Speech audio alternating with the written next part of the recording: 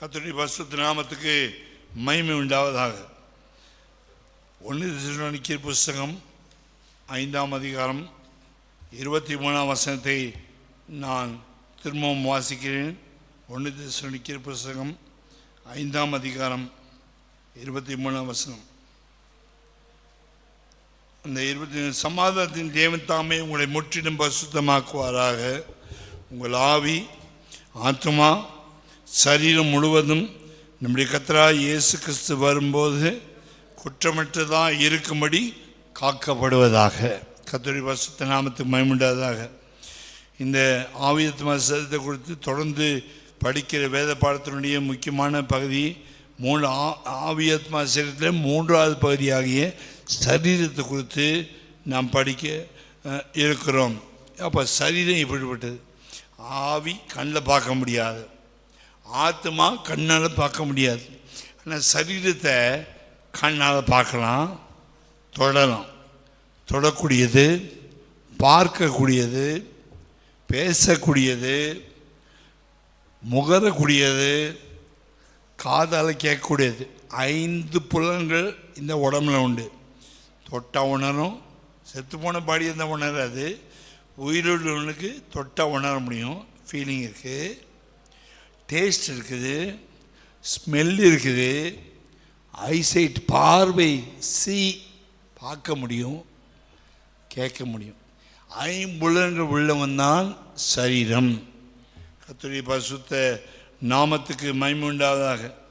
இந்த சரீரம் எப்படி செய்யப்பட்டது, எதனால் செய்யப்பட்டதுன்னு சொன்னால், ஆதியாகமம் 2ஆம் அதிகாரம் 7ஆம் வசனம். ஆதியாகமம் 2ஆம் அதிகாரம் 7ஆம் வசனம் வாசிக்கிறேன். 2:7, 2ஆம் அதிகாரம் 7ஆம் வசனம். தேவனாய் கர்த்தர் மனுஷனை பூமியின் மண்ணினாலே உருவாக்கி. அப்போது மனுஷன் எதால் உருவாக்கப்பட்டவன்னா மண்ணினாலே உருவாக்கப்பட்டவன். யோபு 10ஆம் அதிகாரத்தில் வாசிக்கும் போது 10ஆம் அதிகாரம் 9ஆம் வசனத்தில் யோபு தெளிவாக எழுதுகிறார். 10ஆம் அதிகாரம் 9ஆம் வசனம்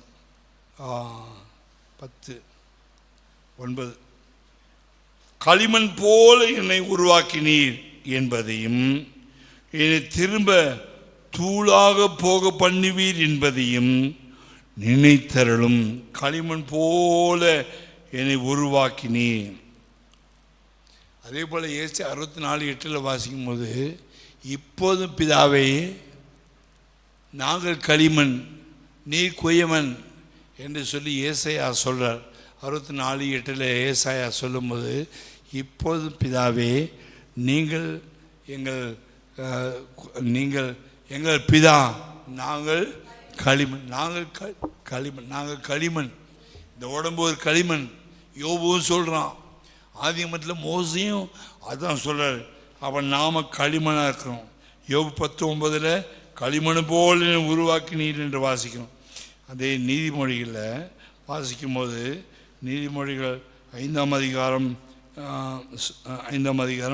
11ஆம் வசனத்தில் இந்த உடம்பு பற்றி, இந்த உடம்பு எப்படிப்பட்டதுன்னு சொல்லி, முடிவிலே உன் மாம்சமும் உன் சரீரமும் உருவழியும் போது நீ துக்கித்து. பாருங்க, முடிவிலே மாம்சம் அழியும். 80 வயசுலையாவது, 100 வயசுல, 105 வயசுலையாவது மாம்சமும் உடம்பும் ஒரு நாள் நிச்சயம் அழியும். பாஸ்டர் இருக்கும்போது அழிஞ்சாலும், பாஸ்டர் இறந்த பிறகு அழிஞ்சாலும் ஒரு நாள் அழியும். என்னையும் சேர்த்து தான் பேசுகிறேன், அழியும். அப்போ அழியும் போது என்ன சொல்லுவாங்களாம், 11 வாசிக்கும் போது, முடிவிலே உன் மாம்சமும் உன் சரீரமும் உருவடியும் போது நீ துக்கித்து. 12ஆம் வசனம், ஐயோ போதகத்தை நான் வெறுத்தேனே, கழிந்து கொள்ளுதலை என் மனம் அலட்சியம் பண்ணினதே. என் போதகரின் சொல்லை நான் கேளாமலும், எனக்கு உபதேசம் பண்ணினவர்களுக்கு என் செவியை சாயாமலும் போனேனே. சபைக்குள்ளும் சங்கத்துக்குள்ளும் கொஞ்சம் குறைய எல்லா தீமைக்குள்ளானேனே என்று முறையிடுவாய். தேவன் இல்லாமல் தேவனுடைய ஊழியக்காரையும் தேவனுடைய வசனத்தை தூக்கி போட்டாங்கல்ல, முறையிடுவாங்க. அந்த பாஸ்டர் சொன்ன பாஸ்டர் இறந்து போனால் கூட யார்கிட்டையும் மன்னிப்பு கேட்க முடியாது. ஐயோ தள்ளிட்டனே, இவனா சொல்கிறான், இவன் சொல்கிறது நான் கேட்கணுமான்னு சொன்னனே, அலட்சியம் பண்ணினே, என் பதவி வாய் கேட்கலையே, சத்தத்து கேட்கலையே, செவி கொடுக்கலையே, ஐயோ சர்ச்சுக்கு போக மாட்டேனே, ஜபத்துக்கு போக மாட்டேனே, பண்ணினே, இப்படிலாம் பண்ணினே, அநியாய அக்கிரமத்தை பண்ணினே, ஆண்டவர் ரசித்தாரே, அவருக்கு உண்மையாலேயே துரோகம் பண்ணேன்னுட்டு துடிச்சு அழுவாங்க சாகும்போது. வேதம் சொல்லுது. உங்கள் பைபிளில் இருக்குதுன்னு நினைக்கிறேன், தமிழில். ஹிந்தி பைபிள் வச்சுருந்தீங்கன்னா கண்ணுக்கு தெரியாது, தமிழ் பைபிளில் இருக்குது. ஐயோ போதகத்தை நான் வெறுத்தேனே, கடிந்து கொள்ளுதலின் மனம் அலட்சியம் பண்ணினதே, என் போதகரின் சொல்லி நான் கேளாமலும் எனக்கு உபதேசம் பண்ணினவர்களுக்கு செவியை சாயாமலும் போனேனே, சபைக்குள்ளும் சங்கத்துக்குள்ளும் கொஞ்சம் குறைய எல்லா தீமைக்குள்ளானே என்று முறையிடுவாய். அதனால் அப்படி வராதபடிக்கு நான் சொல்கிறேன்னா, உன் கிணற்றில் உள்ள தண்ணீரையும், கிணறு என்று சொல்வது சபை, ஆலயம், ஆலயத்தில் கர்த்தர் கொடுக்கிற ஜீவூற்றாகிய தண்ணீரையும், உன்னுடைய இருதயத்தில் உருகிற விசுவாசத்தினால் கிடைக்கிற ஆசீர்வாதங்களையும், உன் இருதயத்தில் ஜெபிக்கும் போது கிடைக்கிற ஆசீர்வாதங்களும், ஆலயத்தில் கர்த்தர் ஜீவ ஊற்றி அனுப்புவது அந்த ஊற்றியும் நீ பானம் பண்ணு. நீ சபையில் வந்து பானம் பண்ணு, நீ வேதத்தை வாசிக்க வந்து வீட்டில் பானம் பண்ணு. நீ பானம் பண்ணினா துடிச்சு சாக மாட்டேன்னு சொல்கிறார் ஆண்டவர். ஹல்லேலூயா, ஹல்லேலூயா. இந்த வசனம் பிடிச்சாலும் சரி, உங்களுக்கு பிடிக்காவிட்டாலும் சரி, பைபிள் சொல்கிறத நான் மாற்ற முடியாது. ஆமீன்.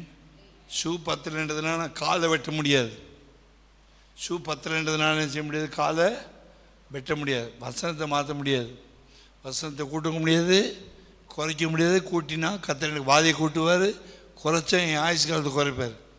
இதுதான் சத்தியம். கேட்டாலும் சரி, ஆவிக்குரியவன் காதுள்ளவன், ஆவியான சொல்கிறது காதுள்ளவன் கேட்கட்டும், காது இல்லாதவன் காதை அடைச்சிக்கிட்டோம். இல்லையா? அப்போது இங்கே 5ஆம் அதிகாரம் 11, 12, 13, 14, 15 சூப்பராக சொல்லியிருக்கிறாண்டவர். இப்போது கீழ்ப்படியாதவங்களுக்குரிய காரியங்கள், உடம்பு கீழ்ப்படியாது, உடம்புக்கு திமிர்வாதம் உண்டு, அது போகாது. பிசாசனாக பிடிக்கப்பட்ட 38 வருஷம் திமிர்வாதக்காரன் தான். ஆண்டவர் சத்தம் போட்டார், நீ போய் இனி என்ன செய்யாத, பாவம் செய்யாத. 38 வருஷம் லைஃப் டைம் வேஸ்டாக போச்சு. கோரி பிச்சு இறக்குறான், உன் பாவங்கள் உனக்கு வியாதி சுகமாக்குன்றான். வியாதி சுகமாக்குறேன்னு சொல்ல, அவன் வந்து வியாதி என்னது, திமிர்வாதம். 38 வருஷம் படுத்துருந்தான். கோரி பிரித்து 4 பேர் பாவம்னு இறக்கி விட்டதுனால, 4 விசுவாசிக்கிற பாவம்ன்ட்டு அந்த இயேசு இருக்க வீட்டில் இறக்கி விட்டதுனால உன் பாவங்கள் உனக்கு மன்னிக்கப்பட்டது முதல்ல சொன்னார். ஏன்னா தேவனுடைய ஆலயத்துக்கோ ஜெபத்துக்கோ ஆண்டவருடைய காரியம் உண்மையெல்லாம் போனால் ஒரு திமிர்வாதம் வந்துடும். அதுக்கப்புறம் 4 பேர் தூக்கிட்டு தான் வரணும். அந்த இடத்துக்கு போயிடக்கூடாது. நம்ம ஐயோ என் கத்துற இடத்துக்கு போயிடக்கூடாது. சரீரம் மண்ணு தான், என்ன வேணா ஆகலாம். ஆமேன். யோபு பிரசங்கி புஸ்தகம் 12ஆம் அதிகாரம் 7ஆம் வசனம். இவ்விதமாய் மண்ணானது தான் முன்னிருந்த பூமிக்கு திரும்பி ஆவி தன்னை தேவனத்துக்கு மறுபடி போகாததற்கு முன்னும் அவரை உன் வாலிபு பிரயாயத்தில் நினை.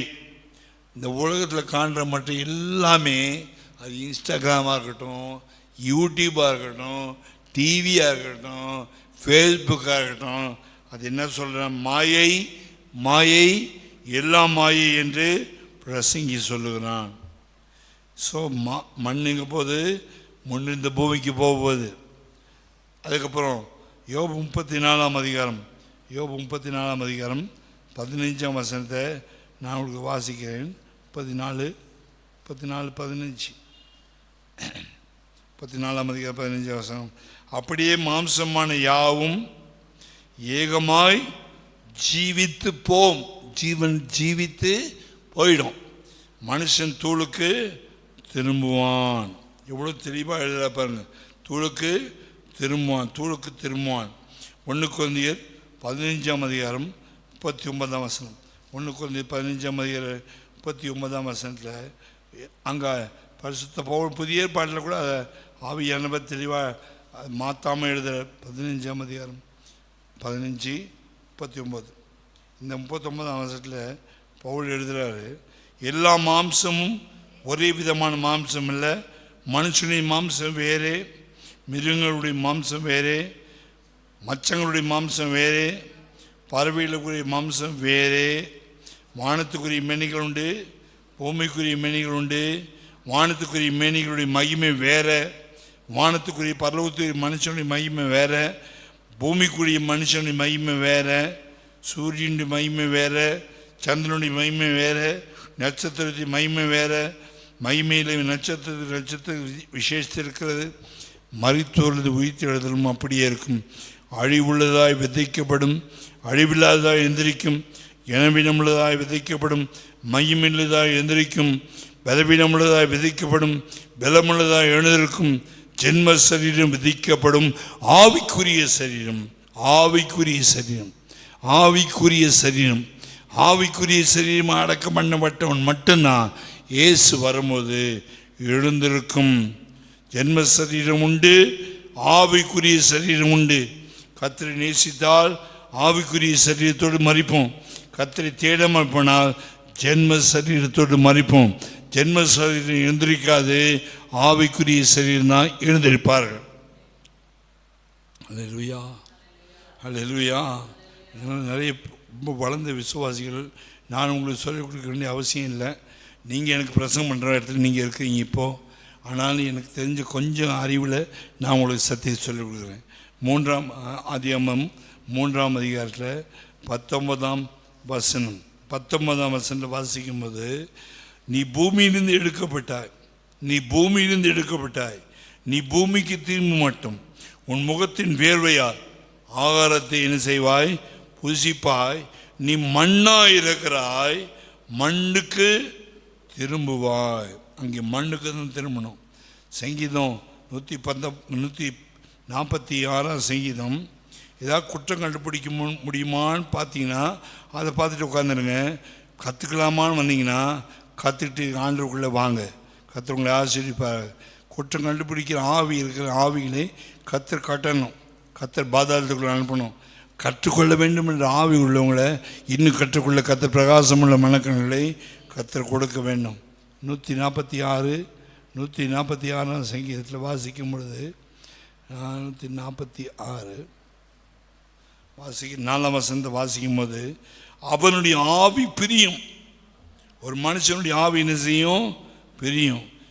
3ஆம் வசனம், பிரபுக்களையும் ரட்சிக்க திராணி இல்லாத மனுபுத்திரனையும் நம்பாதீங்க. அவனுடைய ஆவி பிரியும், அவன் தன் மண்ணுக்கு திரும்புவான்.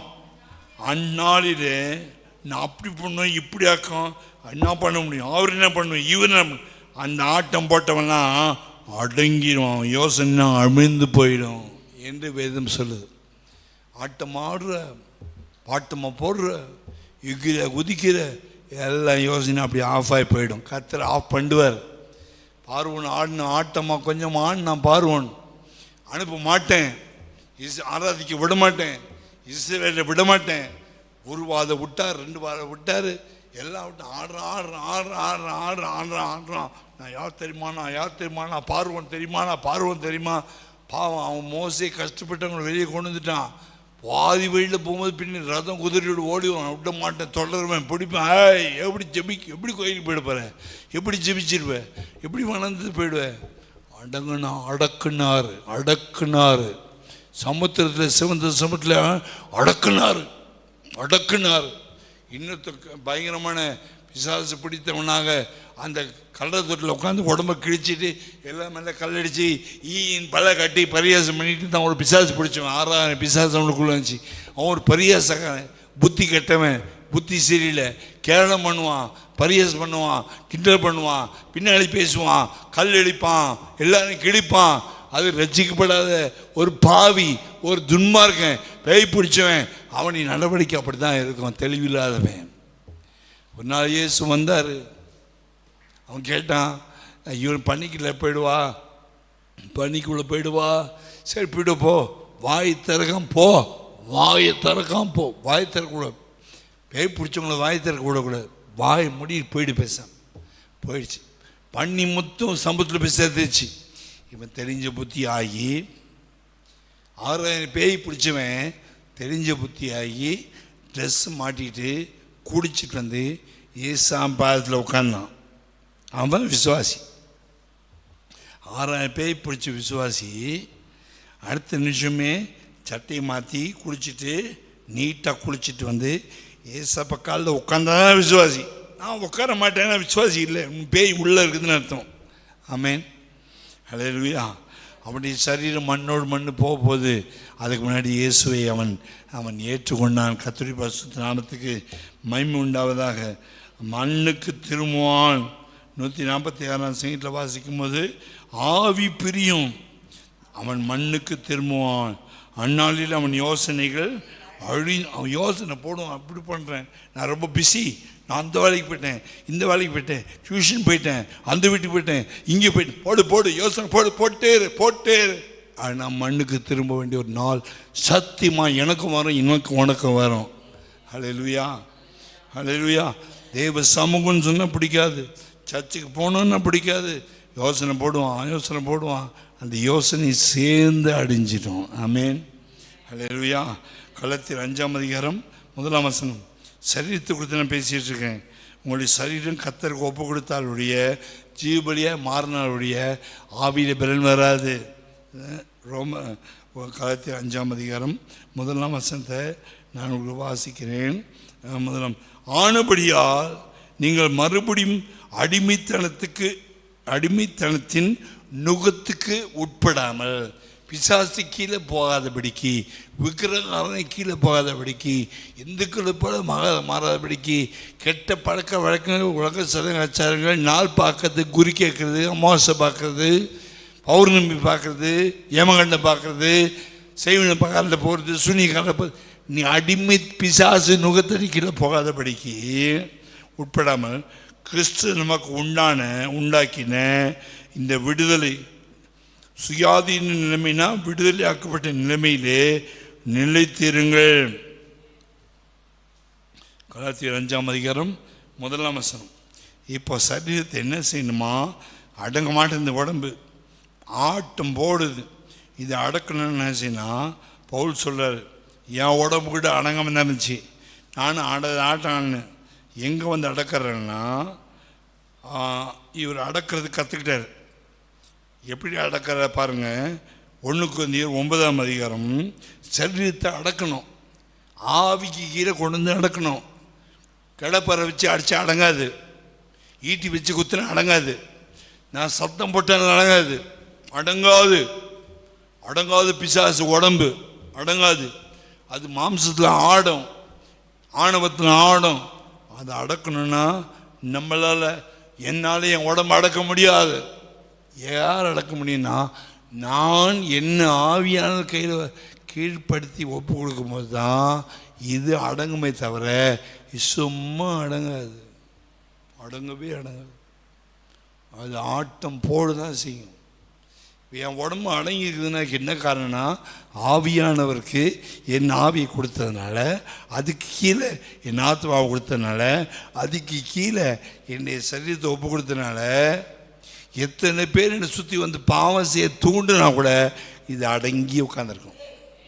இது அடங்கும், மரியாதை அடங்கும். ஒரு மனுஷன் ஆவிக்கு கீழ்பட்டுருந்தான் அடங்குவான். ஜெபம்னு சொன்னால் வந்து உட்காந்துருவான், சோத்திரம் போடுறானா வந்து உட்காந்துருவான், பாட்டு பாடுறான் ஏச்சி அப்படின்னு போகிறான்னா அது அடங்காத பிசாசு. அடங்காத உடம்பு போயிட்டே இருக்கும். தச்சு நடந்துருக்கு, பாதை கட்டு போயிட்டே இருக்கும் ரோட்டில். அது பேய், அது அடங்காது. அது இயேசு கிறிஸ்தவம் கிடையாது. இன்னும் இயேசு ஏற்றுக்கொள்ளாது. அடங்கணும், அடக்கிறார் பவுல் சொல்ல பாருங்க. 1 கொரிந்தியர் 9ஆம் அதிகாரம். அங்கே எப்படி அடக்கிறாருன்னு வாசிங்க. 9ஆம் அதிகாரத்தில் அழகாக பேசுகிற பாருங்க. பந்தய 23ஆம் சுவிசேஷத்தில் நான் உடன்பங்காக இருக்கும்படிக்கு அது நிமித்தமே இப்படி செய்கிறேன். என்ன செய்யணும்? பந்தய சாலையில் ஓடுகிறேன். எல்லாம் பாஸ்டரும் ஓடுவாங்க, எல்லா விசுவாசிகளும் ஓடுவாங்க. 50 வருஷம் ஒருத்தன் ஓடுவான், 40 வருஷம் ஓடுவான், 8 வருஷம் ஓடுவான். ஓடுறதை பற்றி எழுதுறார். ஓடுவாங்க. ஆனால் ஓடுறவங்க என்ன செய்யணும்? பந்தய பொருளை பெற்றுக்கொள்ளணும்னு தாட்டில் சர்ச்சுக்கு வந்தால், கிரீடத்தை பெற்றுக்கொள்ளணும்னு தாட்டில் சபைக்கு வந்தால், ஜீவ கிரீடத்தை கிடைக்கணும்னு வந்தாங்கன்னா எல்லாவற்றிலும் இச்சை அடக்கமாய் இருப்பார்கள். சபைக்குள்ள ஜபம் சொன்ன மூஞ்சிங்களை வடிச்சு வச்சுட்டு பல்ல கட்டிட்டு கோமாளி வேலை பண்ண மாட்டாங்கன்னா பந்தய பொருளுக்காக வந்திருக்கிறோம். பந்தய பொருளை பெற்றுக்கொள்ளும்படியாக வந்திருக்கிறோம். பெற்றுக்கொள்ளணும் தான் வரணும் சபைக்கு. பெற்றுக்கொள்ளாமனா வீட்டில் சோறு தின்ட்டு அப்படியே தூங்க வேண்டியதுதான். இவனுக்கு பந்தயம் கிடைக்காது, பொருளும் கிடைக்காது. பந்தயத்தில் ஓடுறவங்க சின்சியராக ஜெபம் பண்ணி ஆண்டவர் முகத்தை பார்த்து, எவன் கூட்டம் நடத்துனானே, இந்த பைத்தியக்காரன் கூட்டம் நடத்தினாலும் நீ பந்தய பொருள் மேலே கண்ணை வைக்கணும். அதை ஜீவ கிரீடத்து மேலே கண்ணை வைக்கணும். இறுதி ஆண்டவர் மேலே இருக்கணும். கர்த்தரை முன்னாடி வச்சிருக்கணும். ஓடி ஓடி ஓடி ஓடி ஓடி ஓடி ஒரு நாள் பாஸ்டர் சாட்சி கொடுக்கணும். என்ன சாட்சி கொடுக்கணும்? இந்த அம்மா நல்ல ஓட்டத்தை ஓடினாங்க, நல்ல போராட்டத்தை போராடினாங்க, நல்லா ஜெபிச்சாங்க, நல்ல விதவசனம் வாசித்தாங்க. சபையில் திரும்பி திரும்பி யார்கிட்டையும் பேசக்கூட மாட்டாங்க, கண்ணடிச்சு பேச மாட்டாங்க, கண்ணு காட்டி பேச மாட்டாங்க, கிண்டல் பண்ண மாட்டாங்க, பரியாசம் பண்ண மாட்டாங்க. சின்ன வயசில் பக்தியாக வளர்ந்தாங்க, வாலிப பருவத்தில் சுத்தமாக வளர்ந்தாங்க, தெய்வ பயத்தோடு வளர்ந்தாங்க. யாராவது ஊழியக்கார பற்றி பேசினா வாய் மட்டும் போன்னு சொல்லிட்டு கர்த்தரை மட்டும் பார்த்தாங்க. இவங்களுடைய ஓட்டம் சீரான ஓட்டம், நேரான ஓட்டம், கரெக்டான ஓட்டம், தேவபக்தியாக ஓடினாங்க. பந்தயில் பொருளை பெற்றுக்கொண்டாங்க. இவங்களை அடக்கம் பண்ண போகிறோம் என்று சொல்லி நான் அடக்கம் பண்ணும்போது என் இருதயம் சந்தோஷப்பட்டு குதிக்கும். இல்லை துக்கப்பட்டு நான் அடக்கம் பண்ண வேண்டியதா?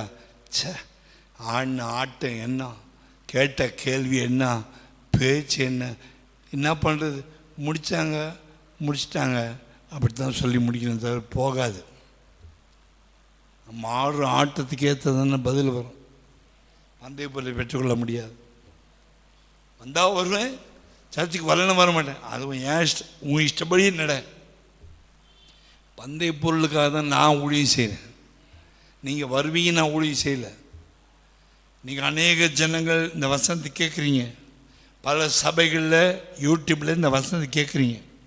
நான் உங்களுக்கு சொல்கிறேன், யூடியூப்பில் வசனம் கேட்டுக்கிறோம், சர்ச்சுக்கு போக மாட்டேன், ஜெபத்துக்கு போக மாட்டேன், இந்த வேலையை பண்ணிங்கன்னா நாம் அந்த ஆட்டத்தை ஆடுவோமானா அநேகர் ஆடுற ஆட்டத்தில் பார்த்தீங்கன்னா முடிவில் ரொம்ப ரொம்ப ரொம்ப துக்கப்பட வேண்டிய சூழ்நிலை ஏற்படும்.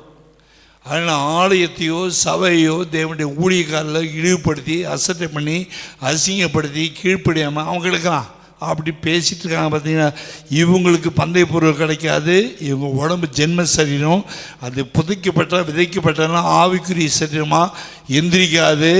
சும்மா கர்த்தருடைய வழியில் போகலாம்னு நினச்சி கொள்ளாதீங்க. கர்த்தர் உங்களை ஆசீர்வதிப்பாராக. ஹல்லேலூயா, ஹல்லேலூயா. என்ன சொல்ல? பந்தயத்துக்கு போராடுகிற யாவரும் எல்லாவற்றிலும் இச்சையடக்கமாக இருப்பார்கள். அழிவுள்ள கிரீடத்தை பெறும்படி அவர்கள் அழிவுள்ள கிரீடத்தை பெறும்படி அப்படி செய்கிறார்கள். நாமோ அழிவில்லாத கிரீடத்தை பெறும்படிக்கு கண்ட்ரோலில் வேணும். எது கண்ட்ரோலில் வேணும்? எப்படி அடக்கிறோம், எப்படி இச்சை அடக்கணும். வாசத்துக்கு வரணும். இட்லி சாப்பிடாமல் உடம்பை ஆவிக்கு கொண்டு வந்து இன்னைக்கு இட்லி சாப்பிடக்கூடாது. நீ உபவாசத்துக்கு போகிற தெரியுதா? ஆவியான கண்ட்ரோலில் மைண்டு, ஆவியான கண்ட்ரோலுக்குள்ள ஆத்மா, ஆவியான கண்ட்ரோலில் உடம்பு வந்துச்சுன்னா இட்லி சாப்பிடாமல் கரெக்டாக வரும். இஷ்டத்துக்கு விட்ட உடம்புனா அவுத்து விட்ட கழுதுனா எல்லாம் திங்கிட்டு வந்து நானும் உபவாசத்துக்கு வந்தேன்னு சொல்லிட்டு திமுறில் ஏமாற்றிட்டு போவோம்.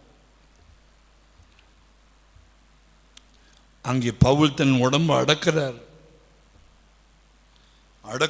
அடக்கமாக இருப்பார்கள், இச்சை அடக்கமாக இருப்பார்கள், அழிவுள்ள கிரீடத்தை பெறும்படி அப்படி செய்கிறார்கள். நாமும் ஒலிம்பிக் பந்தயம் போகிறவங்க கொலஸ்ட்ரால் ஏறக்கூடாது, உடம்பு குண்டாடக்கூடாது, இது சாப்பிட மாட்டேன், பச்சை பயிறு சாப்பிடுவேன், மூக்களில் சாப்பிடுன்ட்டு வைராக்கியமாக இருந்து ஓடுறாங்கள்ல, பந்தய பொருளை பெற்றுக்கொள்ளுன்ட்டு. உலக பிரகமான ஒலிம்பிக் பந்தயத்துக்கு அப்படி ஓடுறான்னா கொஞ்சம் குண்டாயிட்டான் ரோஹித் சர்மாவை டீம் விட்டு எடுக்க பார்த்தாங்க இந்தியாவில். ஏன்னா குண்டாயிட்டா ரன்னிங் ஓட முடியாது, ரன்ஸ் எடுக்க முடியாது.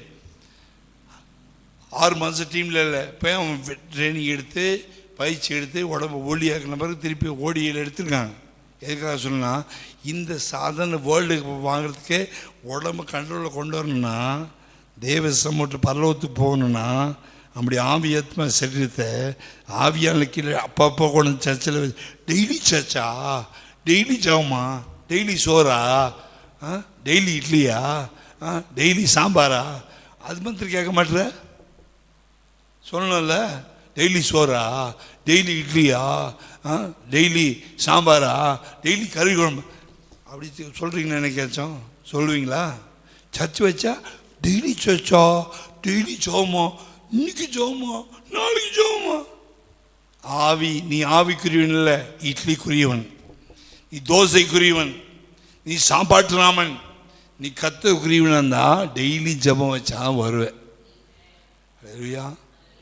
எத்தனை வருஷம் கழிச்சு மண்டையில் ஏற்றுன இந்த ரகசியத்தைனா 25 வருஷம் கழிச்சு ஸ்க்ரூ ஏற்றுறேன் உள்ள. நான் ஏற்றுறேன், ஆண்டவர் ஏற்றுறார். பைபிள் வசனத்தின்படி வாசிங்க. அங்கே என்ன சொல்கிறேன்? ஆதலால் 26 நிச்சயம் இல்லாதவனாக ஓடேன்.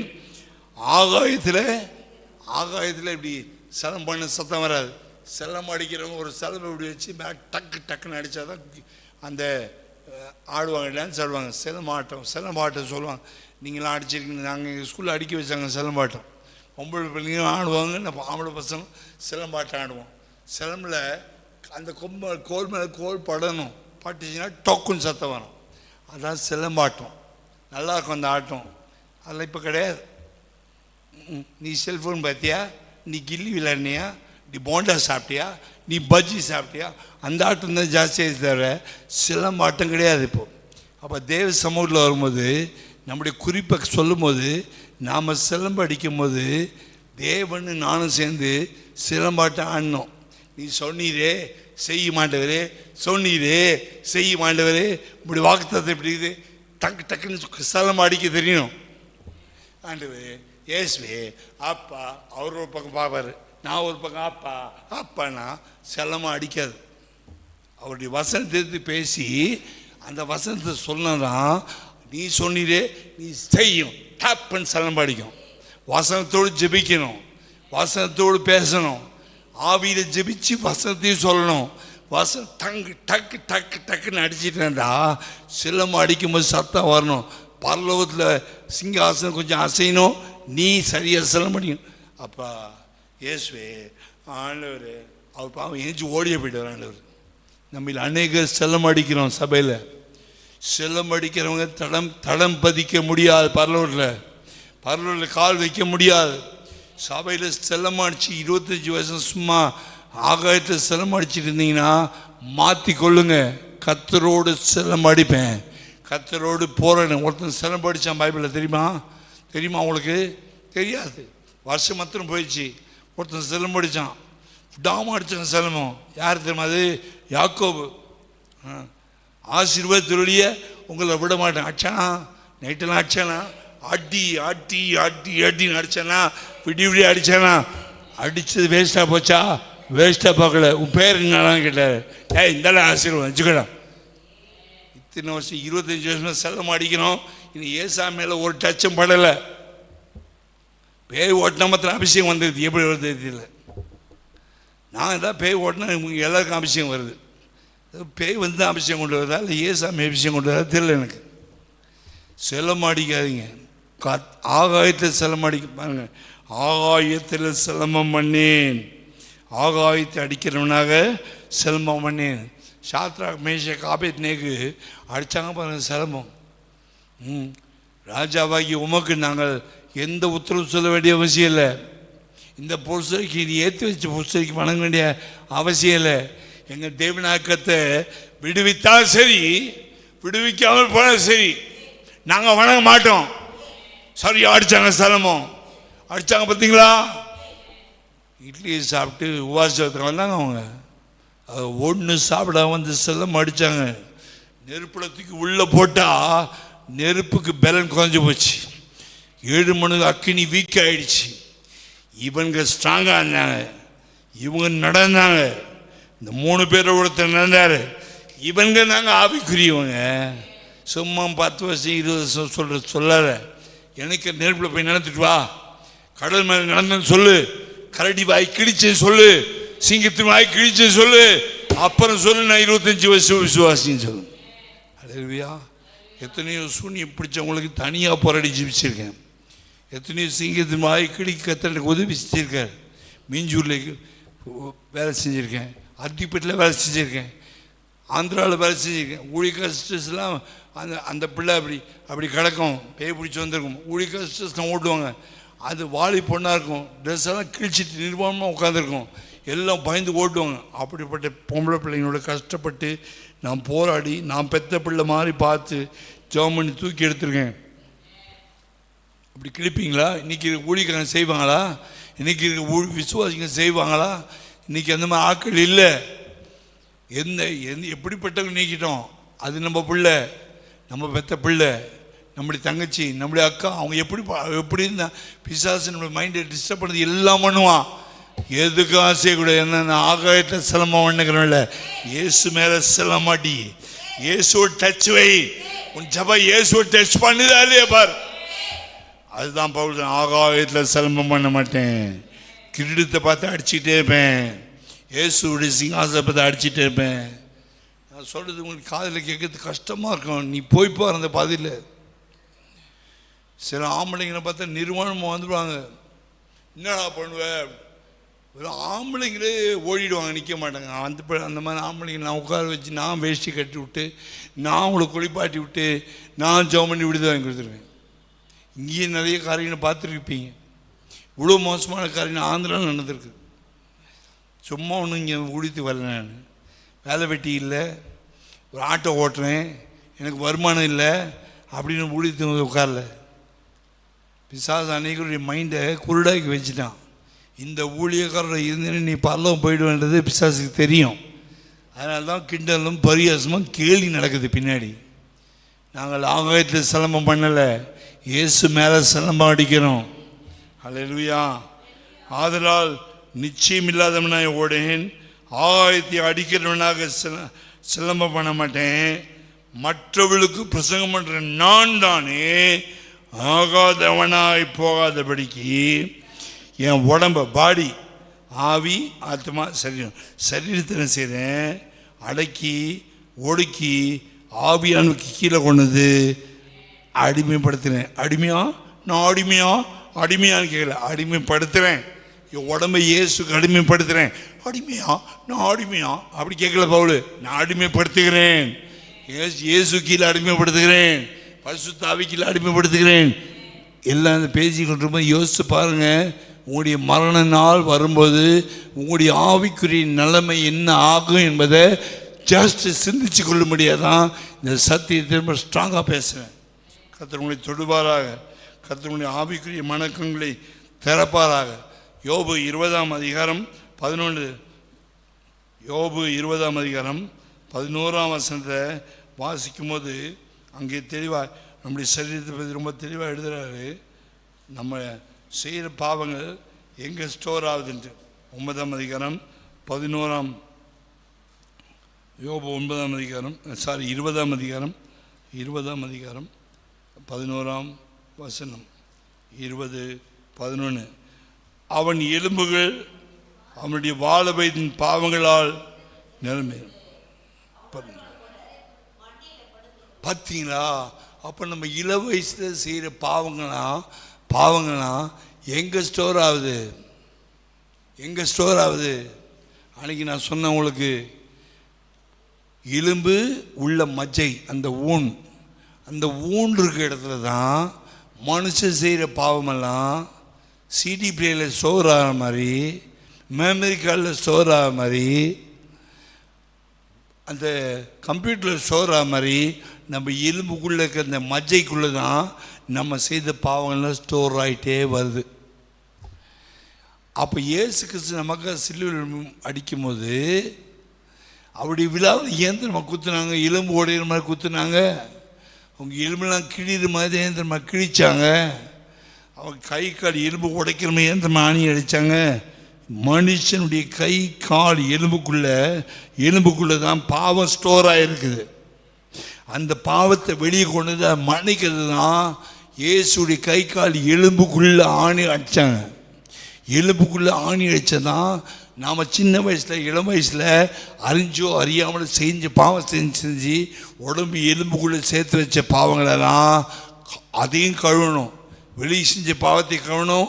ஸ்டோர் ஆக்கி வச்சிருக்க பாவத்தை கழுவணும்னா கல்வாரி ரத்தத்தை சிந்தணும்னா அப்படி எலும்புகள் உடைக்கப்படணும்.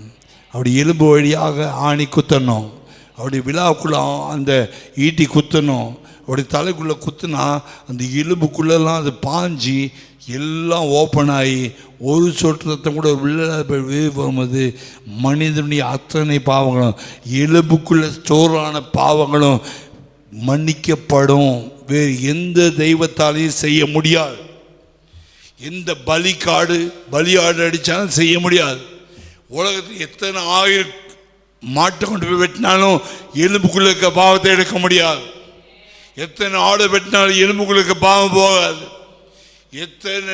எத்தனை புனித நீராடினாலும் எத்தனை கோயிலுக்கு ஏறி இறங்கினாலும் அது வேளாங்கண்ணிக்கு போனாலும் பெசன் நகர் போனாலும் மாதா கோயிலுக்கு போனாலும் அது போகாது. இயேசுடைய எலும்புக்குள்ளே போல ஆணி தான் நம்ம எலும்புக்குள்ளே பிசாசு ஆணி அடித்து வச்சுனானே பாவத்தை சேர்த்து ஸ்டோர் பண்ணி வச்சானே அவ்வளவும் வெளியே போவோம். ரட்சிக்கப்பட்ட பிறக்கூட ஞானஸ்தானத்தை பிறக்கூட அபிஷேகம் பெற்ற பிறக்கூட ஏன் கோயில் அப்போ வந்து உட்காந்துருக்கோன்னா ஏதாவது பகல் நேரத்தில் ஏதோ கோபப்பட்டு போமானா ஏதாவது எலும்புக்குள்ளே ஸ்டோர் ஆச்சுன்னா அது கிளியர் பண்ணிகிட்டே இருக்கணும். மறுபடியும் சேரக்கூடாது. வீட்டில் பாத்திரம் வாங்குறீங்க, நல்லா புது பாத்திரம் பால் காய்ச்சிறீங்க, பால் காய்ச்சி நல்லா காப்பி போட்டு குடிக்கிறீங்க. அப்படி டெய்லி புதுசாகவே அப்படி இருக்குமா? டெய்லி புதுசாகவே இருக்குமா? புது பாத்திரம் பிரதர், புது பாத்திரம் சிஸ்டர், அது எப்படி அழுக்காச்சு, அது எப்படி ஆடை ஓட்டுச்சு? ஒட்ட தான் செய்யும். அது வேக வச்ச ஒட்ட தான் செய்யும். அது பயன்படுத்தினா ஒட்ட தான் செய்யும். நம்முடைய உடம்பு நம்ம வேலைக்கு போகிறோம், 4 பேர்கிட்ட பேசுகிறோம், தூசி ஒட்ட தான் செய்யும். எலும்புக்குள்ளே கோபம் வரும்போது ஒட்ட தான் செய்யும். அப்பப்போ ஏன் சர்ச்சை ஏன் வைக்கிறாங்கன்னா ஏன் டெய்லி சோறு தின்னணும்னா வயிறு நிரம்பணும். அதே போல் ஏன் கோயிலுக்கு வரணும்னா ஆத்மாவில் எலும்பில் இருக்க அந்த ஸ்டோரான பாவம் வெளியே போகணுன்னா வாசனை உள்ளே போக அது வெளியே போயிட்டே இருக்கும். விளங்குச்சா? ஸ்தோத்திரம். இதை விளங்கொள்ள யூடியூப்பில் கேட்குறவங்களா அது விளங்கொள்ளுங்க. கர்த்தருடைய ஆசீர்வதிப்பாராக. கடைசி நாட்களில் சில நாட்கள் கர்த்தனுக்கு பூமியில் கொடுத்துருக்கார். சொல்லிக் கொடுக்க வேண்டிய சத்தியத்தை சொல்லிக் கொடுக்க முடியாதான் இவைகளை கர்த்தர் ஆயத்தம் பண்ணி உங்களுக்கு கொடுத்துருக்கார். கேட்குற நீங்கள் பாக்கியவாங்க. 11ஆம் வசனத்தை வாசிக்கும்போது, யோபில் வாசிக்கும்போது அங்கே சொல்கிற எலும்புகள் அவனுடைய வாழ வயதின் பாவங்களால் நிறைந்திருக்கிறது. அவனோடு கூட மண்ணிலே என்ன செய்யும்? படுத்துக்கும். போய் மண் எப்போ மண்ணில் படுக்க போகிறோம்? சாவும் போது தான் படுக்க போகிறோம். அப்போ எது சேர்ந்து படுத்துக்கும்?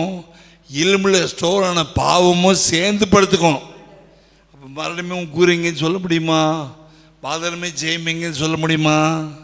குடிச்சிட்டே இருப்பான், அப்படியே படுத்துக்குவான். சிகரெட் பிடிச்சிட்டு இருப்பான், அப்படியே படுத்துக்குவான். அப்போ எலும்பில் ஸ்டோரான குடிப்பழக்கம், எலும்பில் ஸ்டோரான பாவங்கள்லாம் ஸ்டோர் ஆகி தான் படுப்பான்ட்டு யோபு சொல்கிறார். அல்லேலூயா, அல்லேலூயா. சத்தத்தை கேட்குறவர்கள் பாக்கியவாங்க. யோபு 20ஆம் அதிகாரம் 12ஆம் வசனம். பொல்லாப்பு அவன் வாயிலே, பொல்லாப்பு செய்கிறது தான் அவன் வாயில் இனிமையாக இருக்குது. பொல்லாப்பு அவனுக்கு வாயில் பேசினா பொல்லாப்பு தான் பேசுவான். ஏன்னா உடம்புல ஸ்டோர் ஆகணும், பாவம் ஸ்டோர் ஆகிறதுக்காக பொல்லாப்பு. மற்றவங்களை பற்றி கெட்ட காரிகளே பேசினா உடம்புல பாவம் ஸ்டோர் ஆகும். மற்றவங்களை பற்றி அசிங்கமாக பேசினா பாவம் நல்லா ஸ்டோர் ஆகும். அவன் வாயில் என்ன இருந்துச்சு? பொல்லாப்பு இருந்துச்சு.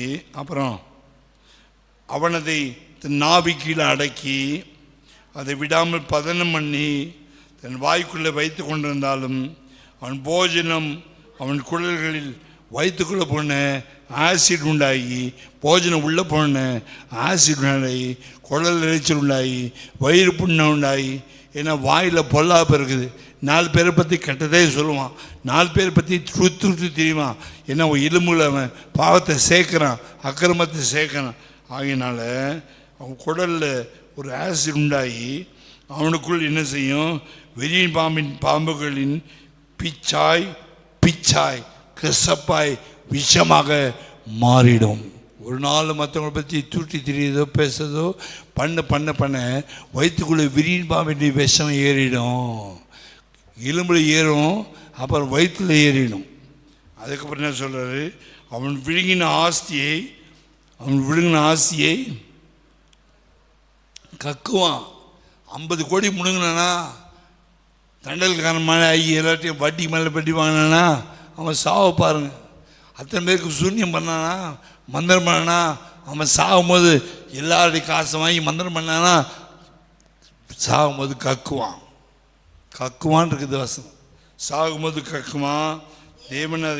தேவன் அதை அவன் வயிற்றிலிருந்து வெளியே தள்ளி விடுவார். அவன் விரியன் பாம்பின் விஷத்தை உறிஞ்சுவான். விரியன் பாம்பின் நாக்கு அவனை கொல்லும். ஏன்னா தெம்ப பாவம் செஞ்சான், எலும்புல பாவத்தை சேர்த்து வச்சான். அப்படிப்பட்ட உடம்பு நமக்கு இருக்கக்கூடாது. விஷம் பிடிச்சவன் சொல்லுவாங்க உலகத்து வராம்பாரு, சாவுகரைக்கு விஷம் பிடிச்சவன் பாரு. அந்த மாதிரி தேவனுடைய பிள்ளைகளை பார்த்து எவனும் சொல்லக்கூடாது, சுத்தமாக வாழணும். ஆமென். ஐயோ அந்த சிஸ்டர் வந்தால், அந்த பிரதர் வந்தால் வீட்டில் நற்கந்த வாசனை வச்சிடும், மகிமை உண்டாயிடுன்னு சொல்லணும். ஐயோ வந்தா பாரு, வந்தான் பாரு, சாவை விஷம் பிடிச்சவன், நோவு பிடிச்சவன், மனுஷனா பிச்சு பிடிச்சவன், அந்த பேச்சு வரக்கூடாது. கிறிஸ்து உள்ளே இருக்கிறன்ற வாசனை வீசாவிட்டா 25 வருஷம் சொல்லி கிறிஸ்தவன் இல்லை. ஹலோ, கர்த்தர் உங்களை நேசிக்கிறார், கர்த்தர் உங்களோட பேசுகிறார்.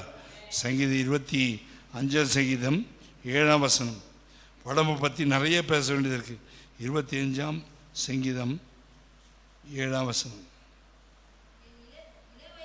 என் இளவயதின் பாவங்களையும், அங்கே தான் தாவீது அழுகிறார். ஐயோ சின்ன வயசில் தெரியாத காலத்தில் அறியாத காலத்தில் ரசிக்கப்படுறதுக்கு முன்னாடி இப்படிலாம் செஞ்சிட்டேனே, ஐயோ ஐயோ எலும்புக்குள்ளதான் பாவம் ஒட்டிக்கிச்சே, அது எப்படி போகும்? இளவயது நமக்காது இயேசு வந்தார். தாவீது நாட்களில் இயேசு வரல. அவன் இளவயது பாவம் அவனுடைய மனசாட்சியை கொத்திக்கிட்டே இருக்கு, வாசிக்கிட்டே இருக்கு. நமக்கு மனசாட்சி கிளீன் ஆயிடுச்சுன்னா இயேசுவின் ரத்தம். அவனுக்கு இயேசு பார்க்கலையே, என்ன செய்வான்? அழுகிறான். 20 வயதின் பாவங்கள் என் மீது நினையாதிரும், கர்த்தாவே உம்முடைய தயவு நினைத்து என்னை உமது கிருபையின்படி நினைத்திரும். கர்த்தர் நல்லவராக உத்தமராக ஆகையால் பாவிகளுக்கு வழியே. ஆண்டவரே என் பாவத்தை சொல்லி காட்டினீங்களே, நன்றி ஆண்டவரே, இனிமேல் செய்யாதபடி காத்துக்கொள்ளும் ஆண்டவரே. இப்போ என் பாவத்தை நீ எவ்வளோ தைரியம், நான் செஞ்சது போய் சொல்லி காட்டு, நீலாம் பாஸ்டரா? அப்படி இருக்குது காலம் இப்போது. ஆனால் அப்படி இல்லை. ஆண்டவரே என் பாவத்தை தெரியப்படுத்தினீரே, நீ நல்லவரப்பா, நீ தயவுள்ளவரப்பா, நீ இறக்கும். நமக்கு தாவீதுக்கும் ஏணி வச்ச கூட எட்டாது. அவன் உணர்கிறவன், அவன் தாழ்த்துகிறவன், அவன் தன் சரீரத்தை ஒப்பு கொடுத்தான். அதனால் கர்த்தர் சொல்ல, தாவீதின் இதயத்துக்கு ஏற்றவன், எனக்கு சித்தமானதெல்லாம் அவன் என்ன செய்வான் என்று அப்போஸ்தலர் 13:22 வாசிக்கிறோம். கர்த்தருடைய பரிசுத்த நாமத்துக்கு மகிமை உண்டாதாக. இந்த சரீரம் ஒரு ஆயுதம், தேவன் நமக்கு தந்த ஆயுதம்.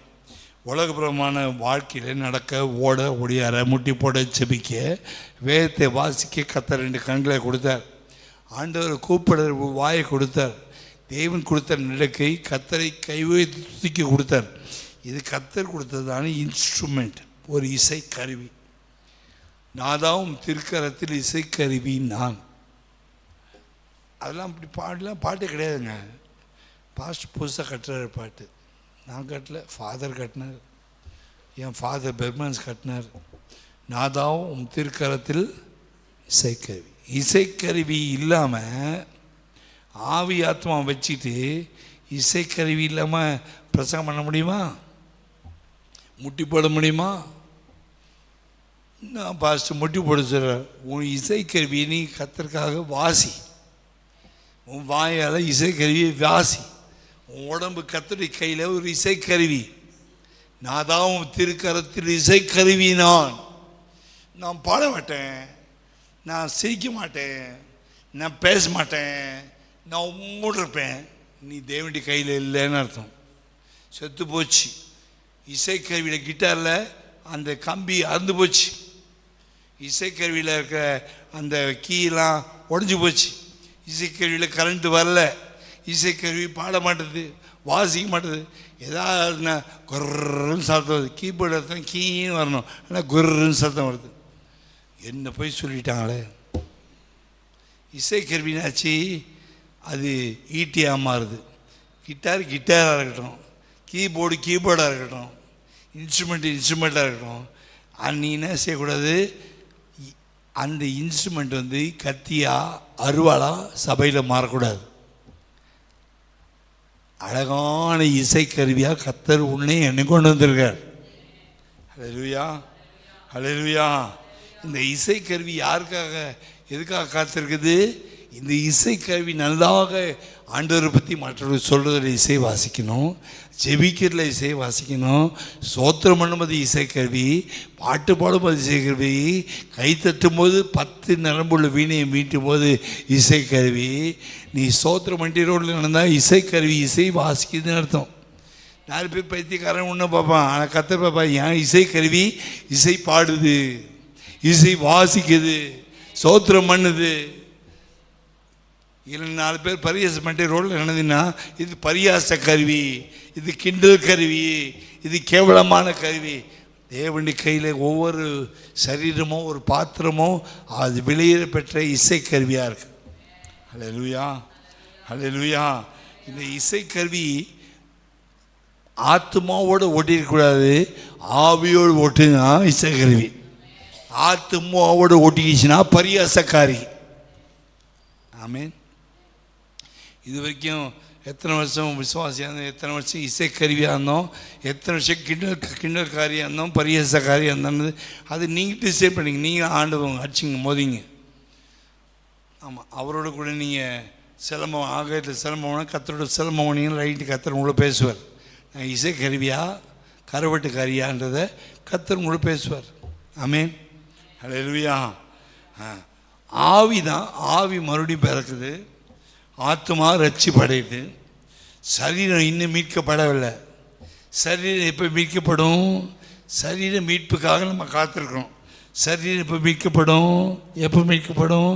கர்த்தராகிய இயேசு கிறிஸ்து வெளிப்படும் போது நம்முடைய சரீரம் மீட்கப்படும்.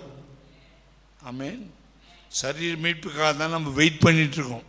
இந்த சரீரம் மண்ணான சரீரம், ஆனால் அவருடைய இசைக்கருவியில் இசை வாசிக்கிட்டே இருக்கணும் ஆண்டவருக்காக. ரோமர் 12:1 வாசிக்கும் போது அங்கே சொல்கிறாரு, அழகாக சொல்கிறாரு, ஆகினால உங்கள் சரீரங்களை என்ன செய்யணுமா, நீ இசைக்கருவியாக இருக்கிறதுனால உங்கள் சரீரங்களை ஜீவ பலியாக என்ன செய்யணுமா, ஒப்பு கொடுக்கணும். இந்த சரீரத்தை கையில் எடுத்து கொய்யவன் கையில் எடுத்து வாசித்தாருன்னா ரொம்ப அழகான நல்ல மியூசிக் கொண்டாயிடும். ஆண்டவர் நம்ம கையில் எடுத்து பயன்படுத்தினால்னா கிளாசிக் ஆகிடுவோம். நம்ம ஒரு மோசி கோலை பிடிச்சிட்டு நடந்தான், கொம்பு பிடிச்சிட்டு நடந்தான், ஆடை மேய்ச்சிட்டு அவனை கையில் இப்படி பிடிச்சார். பாப்பா நீ தான்ப்பா எனக்கு இசை கருவி. எடுத்தாரா, வாசித்தாரா, பார்வை முன்னாடி போய் வாசித்தாரா, மந்திரவாதி முன்னாடி வாசித்தாரா, தண்ணீர் ரத்தம் மாற்றினாரா, பேனை கொண்டு வந்தாரா, தவளையை கொண்டு வந்தாரா, எல்லாம் கொண்டு வந்து பாதையில் கொண்டு வந்து சமுத்திரத்தையும் அந்த இசைக்கறி வச்சு பிரித்தாரா, மாறவ மந்திரம் மாற்றினாரா, கண்மலை தண்ணீரை கொண்டு வந்தாரா, மறந்து ஆண்டவர் பயங்கரமான மண்ணாவை பொழிஞ்சாரா, காலையில் கொண்டு வந்தாரா. ஒரு இசைக்கருவியை கர்த்தர் ஒரு மனுஷனை கையில் அப்படி கையில் தூக்கிட்டார்னா அது விசேஷமான இசைக்கருவி. நீங்கள் எப்படி எங்கே இருக்கிறீங்கன்றதை நீங்கள் தான் தீர்மானம் பண்ண. நான் சொல்லிக் கொடுக்க வேண்டியது நான் சொல்லிட்டேன். அன்பா தாழ்மையாக புண்ணியவதியே நல்லாருன்னு சொல்லித்தரேன். நீ மாற்றிக்கிட்டாலும் நீங்கள் மாற்றாவிட்டாலும் இசைக்கருவி வாசிக்காமல் கர்த்தர் உன்னை கையில் எடுத்து வாசிக்காவிட்டால் இவ்வளோ வருஷம் ஊழியம் செஞ்சாலும் பிரசங்கம் பண்ணாலும் இவ்வளோ வருஷம் சர்ச்சுக்கு வந்தாலும் நான் ஒரு புண்ணியம் இல்லை. கர்த்தர் கையில் எடுத்து வாசிக்கணும். ஆபிரகாம் கையில் எடுத்து வாசித்தாரா, ஈசாக்கை வாசித்தாரா, யாக்கோபை வாசித்தாரா, யோசேப்பு எடுத்து வாசித்தாரா, மோசே எடுத்து வாசித்தாரா, யோசுவாவை எடுத்து வாசித்தாரா, எலியாவை எடுத்து வாசித்தாரா, ரூத் எடுத்து வாசித்தாரா? எஸ்தர் எடுத்து வாசித்தாரா? மொர்தேக்கை எடுத்து வாசித்தாரா? தாவீது எடுத்து வாசித்தாரா? தாவீதை கர்த்தர் கையில் வாசித்ததுனால கோலியத் விழுந்தான். அவன் கையில் கர்த்தர் கையில் போனதுனால தான் கோலியத் விழுந்தான். இவன் கையில் ஒரு சுரமண்டலத்தை வாசா சவுலுக்குள்ளே ஆவி போச்சா? கர்த்தர் கையில் இருந்தால் பொருள் ஆவிக்கிட்ட போயிடும். ஏசாயாவை கையில் எடுத்தாரா? எளிமையாக எடுத்தாரா? இசைக்கியல் எடுத்தாரா? வாசித்தாரா? நல்லா இருந்துச்சா? பைபிள் வாசிக்கும் போது இசைக்கியல் நல்லா இருக்கா? உளுந்து எலும்புகளே உயிரடைங்கள் சொன்னானே, நீ சொல்ல முடியுமா? நான் சொல்ல முடியும். அது இசைக்கருவி. பழுத்தாக்களை பற்றி உளுந்து எலும்புகளே கற்று சொல்லுவா, உயிரடைங்க. எழுந்துச்சு எலும்பெல்லாம் உயிரோடு எழுந்துச்சா? அவன் ஒரு இசைக்கருவி. ஆமீன். பவுல் ஒரு இசைக்கருவி, பேதுரு ஒரு இசைக்கருவி. இன்னைக்கு நீ நான் என்னவா இருக்கிறோம்? ஹலோ, வருஷங்கள் பேசாத, என்னவா இருக்கிறோம்? ஒரு சாதாரண ரத்தாம்பம் வைக்கிற பொம்பளை போய் பல இடங்களில் போய் சுவிசேஷம் தான் வீட்டையே சர்ச்சா மாற்றிச்சு. ஒரு ஒருத்தர் பேய் பிடிச்ச ரத்தாம்பரம் வித்துட்டு இருக்கா. பவுல் பின்னாடியே கத்திக்கிட்டே வந்தார். திரும்பி ஏசு போ, அது பேய் போயிடுச்சு. ஆத்துமாவும் மாறிச்சு. உப்புமா ஆத்துமாவும் மாறிச்சு. அது போய் தான் வீட்டில் உட்காந்து பவுல்னு ஒருத்தர் வந்தார், பேய் தோத்துனார். நான் இயேசு பிள்ளை எல்லாம் வாங்கடா இயேசு அறிவிக்கிறேன்ட்டு பேய் பிடிச்சவங்களோட இயேசு அறிவித்து 300 ஆத்துமாக்களை சேர்த்து வச்சு பவுல் ஆச்சரியப்படுறார். பேய் பிடிக்காமல் ரசிக்கப்பட்டிருக்கோம், ஆனால் ஆத்துமாக்கள் கொண்டு வர முடியாது. ஏன்னா நமக்கு இசைக்கருவி வேலை செய்யலை. இசைக்கருவி சொரம் இல்லை, மியூசிக் வரல சரியா. சண்டை போடுறதுக்கு மியூசிக் வரும், கிண்டல் பண்ணுறதுக்கு மியூசிக் வரும், பரியாசம் பண்ணுறதுக்கு பின்னாடி கண்ணை காட்டி சிரிக்கிறதுக்கு மியூசிக் வந்துடும். பிசாசு யூஸ் பண்ணுறான் இன்ஸ்ட்ருமெண்ட்டை. கர்த்தர் யூஸ் பண்ணணும். தேவனால் பயன்படுத்தப்படுற பாத்திரம் தான் சரீரம். ஆமேன். இப்போ இந்த சரீரத்தில் 15ஆம் அதிகாரம் 1 கொரிந்தியர் 15ஆம் அதிகாரம் 44ஆம் வசனம். 1 கொரிந்தியர் 15ஆம் அதிகாரம் 44ஆம் வசனத்தில் 15-44 ஆவிக்குரிய சரீரம், கர்த்தரால் பயன்படுத்தப்பட்ட சரீரம் ஒரு ஆவிக்குரிய சரீரம். மண்ணான சரீரம் விதைச்சான கூட ஆவிக்குரிய வாழ்ந்தா அவன் எழுந்திருப்பான். பிலிப்பியர் 3ஆம் அதிகாரம் 21ஆம் வசனத்தில் வாசிக்கும் போது இந்த சரீரம் எப்படிப்பட்ட சரீரம்னா, இது எல்லாவற்றையும் தமக்கு கீழ்ப்படுத்தி கொள்ளத்தக்கதாக, எல்லாவற்றையும் தமக்கு கீழ்ப்படுத்தி கொள்ளத்தக்க அப்படின்னு அர்த்தம். ஆவி ஆத்மா சரீரத்தை கிறிஸ்துவுக்கு கீழாக கீழ்ப்படுத்தி கொள்ளத்தக்க நம்முடைய வல்லமையான அபிஷேகத்தினால செயலின்படியே நம்முடைய சரீரம் எப்படிப்பட்டது? அற்பமான சரீரம், மண்ணான சரீரம், அழிவுக்குரிய சரீரம் வாசம். அற்பமான சரீரத்தை தம்முடைய மகிமையான சரீரத்துக்கு ஒப்பாக இந்த இசைக்கருவியை கொண்டு போய் இசை வாசிக்கிறவர் கையில் கொடுப்போமானா, ஆவியாத்ம சேர்த்து கொடுப்போமானா, இந்த அற்பமான தாவீதை, அற்பமான அந்த சவுல கர்த்தர் பவுலை மாற்றினது போல, அற்பமான பேதுரு பிரசங்கியாரை மாற்றினது போல, அற்பமான உடம்புலேருந்து கர்த்தராக இயேசு கிறிஸ்து மகிமையான ஊழியத்தை செய்தது போல, அற்பமான ஏசாயா, அற்பமான இசைக்கிய ராஜா, அற்பமான இசைக்கியல், அற்பமான ஆபிரகாம், அற்பமான தாவீது, ஆடு மேய்க்கிறவர்களெல்லாம் எடுத்து வலிமையான காரியத்தை செய்வானா, தம்முடைய மகிமையாக, தம்முடைய மகிமையின் சரீரமாக இந்த அற்பமான சரீரத்தை இசை வாசிக்கிறவராகிய கர்த்தருடைய கையில் ஆவி ஆத்மா சரீரத்தை ஒப்பு கொடுப்போமானால், அற்பமான சரீரத்தை என்ன மாற்றுவார்னா மகிமையுள்ள சரீரமாக ஒப்பாக மறுரூபப்படுத்துவார். அழைத்தவர் உண்மையில்லவர். எவர்களை முன்குறித்தாரோ அவர்களை அழைத்தும் இருக்கிறார். எவர்களை அழைத்தாரோ அவர்களை தெரிந்து கொண்டும் இருக்கிறார். எவர்களை தெரிந்து கொண்டாரோ அவர்களை நீதிமானாக்கினார். எவர்களை நீதிமானாக்கினாரோ அவர்களை மகிமைப்படுத்தியிருக்கார். இந்த அற்பமான சரீரத்தை மகிமையில மாற்றக்கூடியவர் யாருன்னா இஸ்ராயேலின் பாடல் கர்த்தராகிய இயேசு கிறிஸ்து. அதில் ஓசை வரக்கூடியது பரிசுத்த ஆவியானவர் செய்கிற வேலை. அந்த ஓசையின் சத்தம் பரிசுத்த ஆவியின் சத்தம்.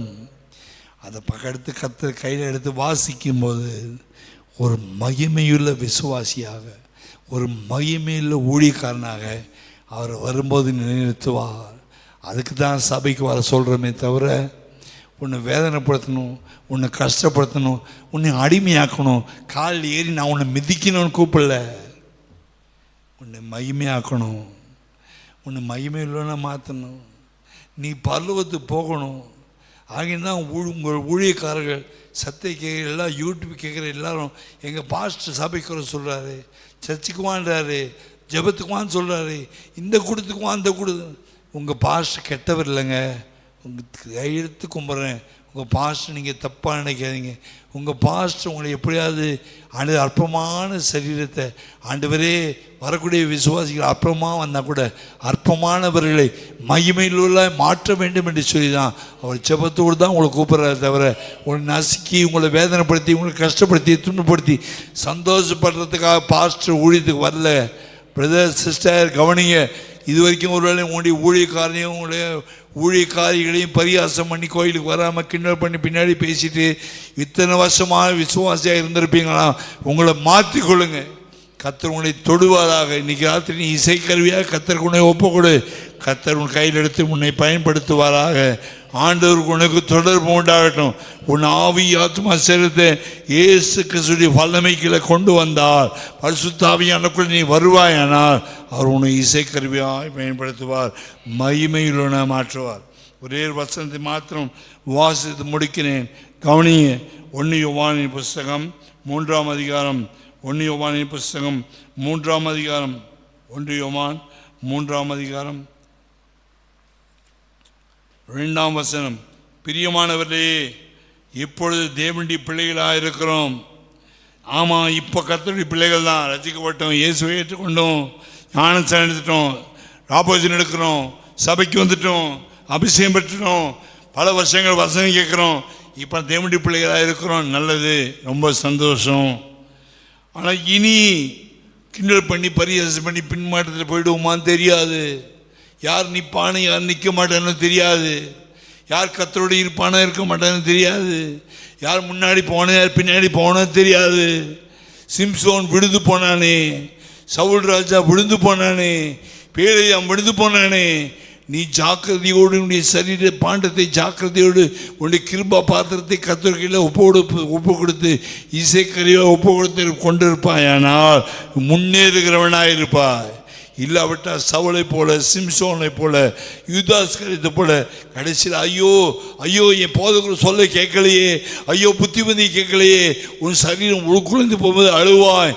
உன்னை யாரும் உன்னை பாதுகாக்க முடியாது. கர்த்தர் உன் சரீரத்தை நேசிக்கிறார். நீ ஜீவனுடைய தேவனுடைய ஆலயமாக இருக்கிறார். உங்கள் சரீரம் தேவனால் பெற்ற தேவனுடைய ஆலயம். தேவன் உனக்குள்ளே உலாவுகிறார், தேவன் உனக்குள்ளே வாசம் பண்ணுகிறார். உன் சரீரத்தை அற்பமான அற்பமான சரீரத்தை கர்த்தர் கேட்கிறார். அந்த அற்பமான சரீரத்தை எடுத்து தான் உன்னை மகிமையினால் மாற்ற வேண்டும் என்று விரும்புகிறார். ஆகினால் தேவனுடைய பிள்ளைகள் உன்னுடைய காரியங்களை கர்த்தருக்கு ஒப்புக்கொடு. உன் காரியத்தை கர்த்தருக்கு ஒப்புக்கொடு. அவரை காரியத்தை வாய்க்கு பண்ணுவார். கர்த்தரிடத்தில் மனமகிழ்ச்சியாரு. அவனுக்கு மெய்ப்பனாக இருக்கட்டும், அவனுக்கு தகப்பனாக இருக்கட்டும், அவனுக்கு தாயாக இருக்கட்டும், அவருடைய புல் இடங்களை மேய்ப்பார். அவர் உன்னை அமர்ந்த தண்ணீரை கொண்டு போய் விடுவார். அவருடைய கோலும் தடியும் உன்னை தேற்றும். உன் தலையினில் அபிஷேகம் பண்ணுவார், பாத்திரத்தை நிரம்ப பண்ணுவார், நன்மை கிருபையை நிரப்புவார். என்னத்துக்கு சர்ச்சுக்கு போகணும், என்னத்துக்கு செபத்துக்கு போகணுன்ட்டு நீயே உன்னை அழிச்சிக்காத, நீ உன்னை நாசமாக்கி கொள்ளாத. தேவனுடைய ஆலயத்தில் முட்டி போட்டு தாவீது கெட்டு போகலை. தேவனுடைய ஆலயத்தில் முட்டி போட்டு எசேக்கியா ராஜா கெட்டி போகலை. தேவனுடைய ஆலயத்தில் ஊழியம் செஞ்ச இயேசு கெட்டு போகலை. தேவனுடைய ஆலயத்தில் ஊழியம் செய்த பவுல் கெட்டு போகலை. நீயும் கெட்டு போக மாட்ட. உன்னை அடிக்கிறதுக்காக கர்த்தர் ஆலயத்துக்குமான்னு சொல்லலை. உன்னை உருவாக்குற ஒரு குயவன் குயவன் களிமண்ணை கையில் எடுத்து அவன் பிசைந்து நல்ல பாத்திரமாய் வணையும்படியாக தான் கர்த்தரோடு பேசுகிறார். ஆகினால் உங்கள் சரீர கஷ்டத்தை பார்க்காத, உன் வேதனை பார்க்காத. ஒரு திமிர்வாதக்காரன் 4 பேர் ஏறி கூரை பிரிச்சே உள்ளே கொண்டு வந்தபோது அவனை கர்த்தர் சுகமாக்குவார்னா, நடவோடியா நிற்கிறேன், நீ ஆலயத்துக்குள்ளே வருவாயானால், கூட்டத்தில் பங்கெடுப்பாயானால் உன்னை எழுப்பி நின்று நடக்க பண்ணி அற்பமான சரீரத்தை மையமில்லை சரீரமாக மாற்றுவார். கர்த்தர் உங்களை ஆசீர்வதிப்பாராக. இந்த சத்தியத்தை கர்த்தர் சித்தமான அடுத்த வாரம் தொடர்ந்து உங்களோட பேசுகிறேன். கர்த்தர் உங்களை ஆசீர்வதிப்பாராக. அன்பின் பரலோக பிதாவே, இயேசுவின் நாமத்தினால் நம்முடைய சமூகத்தில் வருகிறோம். ஆண்டவரே, சரீரத்தை குறித்து இன்னைக்கு ஒரு தெளிவான காரியத்தை ஓரளவு படித்து கொள்ளணும். ஒரு வேதம் என்று சொல்வது பெரிய சமுத்திரம். நாங்கள் படித்தது கொஞ்சம் தான் படிச்சுக்கோம். இந்த சரீரத்துக்கு படிக்க வேண்டுமானால் நம்முடைய கையின் கிரியைகள் 139 சங்கீதத்தில் ஆண்டு பிரமிக்கத்தக்க அதிசயமாய் நான் உருவாக்கப்பட்டேன். என் எலும்புகள் உருவாகும் போதே நம்முடைய தாயின் கருவில் எலும்புகள் உருவாகும் போதே நம்முடைய கண்கள் என்னை கண்டது. முன்னும் புறமும் என்னை நெருக்கி என்னை ஆசீர்வதிக்கிறது. இந்த அறிவு எனக்கு ஆச்சரியமாக புத்தி கிட்டாதான் இருக்குது. எவ்வளோ நல்ல தேவன் சரீரத்துக்கு போதமான சுகமளிக்கிறவர், விசாரிக்கிறவர், அற்புதங்களை செய்கிறவர், நல்லவர், இனிமையானவர், அற்புதமானவர், உள்ளத்தின் ஜீவ தண்ணீர் புறப்படுகிறவர். நீ நல்லவர் என்பதை அறிந்து கொள்ள வேண்டுமானால் எங்கள் சரீரம் நீங்கள் உண்டாக்குனீங்க. நீ இந்த உடம்பு, கை, கால், எலும்பு, நரம்பை நீங்கள் உண்டாக்குனீங்க. உங்களுக்கு நாங்கள் கொடுக்காம யாருக்கு ஆண்டவரை நாங்கள் கொடுப்போம்? அந்த புத்தியை கத்தர் எல்லாருக்கும் கத்தர் கொடுத்து, சரீரங்களை ஜீவபலியாக ஒப்பு கொடுத்து, ஆவியத்மா செலுத்த முடிய கையில் ஒப்பு கொடுத்து, அடக்கி ஆளுகை செய்து அழிவில்லாத கிரீடத்தை பெற்றுக்கொள்ள உதவி செய்யும்படியாக ஜெபிக்கிறோம். எல்லா மகிமை நமக்கு கொடுக்குறோம். இயேசுவின் நாமத்தில் வேண்டிக் கொள்கிறோம் பிதாவே. ஆமென்.